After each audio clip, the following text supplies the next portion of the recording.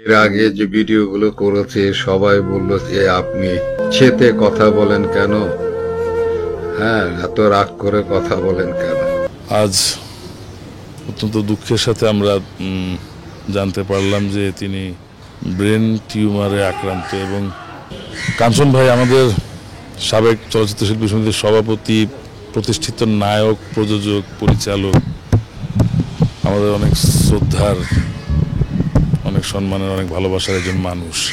প্রবাসে মানে যুক্তরাজ্যে যেখানে তার সন্তানেরা বসবাস করেন সেখানে তিনি গেছেন তার চিকিৎসা করানোর জন্য।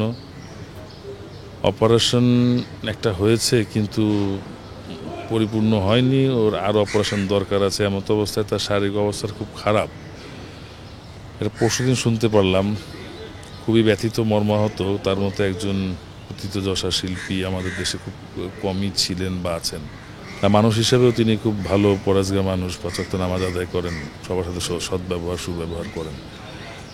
আমি একজন চলচ্চিত্র কর্মী এবং তার একজন শুভাকাঙ্ক্ষী হিসেবে আমি সমস্ত দর্শক এবং চলচ্চিত্র যারা আছেন প্লাস দেশের সমস্ত মানুষের কাছে তার পক্ষে তার জন্য দোয়া চাইব। আপনারা সবাই দোয়া করেন যাতে কাঞ্চন ভাই সুস্থ হয়ে আমাদের মাঝে আবার ফিরে আসেন এবং আল্লাহ তাকে দীর্ঘায়ু দান করুক, এটাই আমি প্রত্যাশা করি।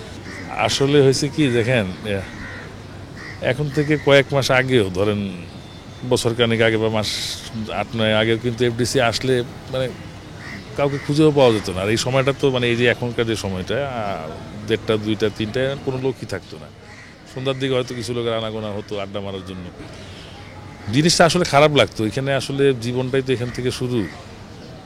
এখান থেকেই, এখানে কাজ করেই তো দর্শকের পরিচিতি পেয়েছি। শিল্পী হইতে পারিনি হয়তো বা, তবে অভিনয় করেছি দীর্ঘদিন এখানে। তো খারাপ লাগতো। এবং যখনই আমি নতুন কোনো ছবিতে কাজ করার জন্য ডাক পেতাম বা চুক্তিবদ্ধ হতাম, আমি তাদেরকে আহ্বান করতাম, তাদেরকে আমি অনুপ্রাণিত করতাম, না চলেন না ভাই এফডিসিতে কাজটা করি, একটা সেটের কাজটাও তোমাকে এফডিসিতে করেন, কিছু কাজ এফডিসিতে করেন। এরকম করতে করতে প্রায় প্রথমে তা রাহান রাফি সাহেব শুরু করলো তার তাণ্ডবের কাজ। আমার অনুরোধে সে তাণ্ডবের কাজ করলো এফডিসিতে। পরবর্তীতে আমাদের ওই আরেকজন ডিরেক্টর করলেন, ওই ইনসাফ ছবিটি এখানে করলেন।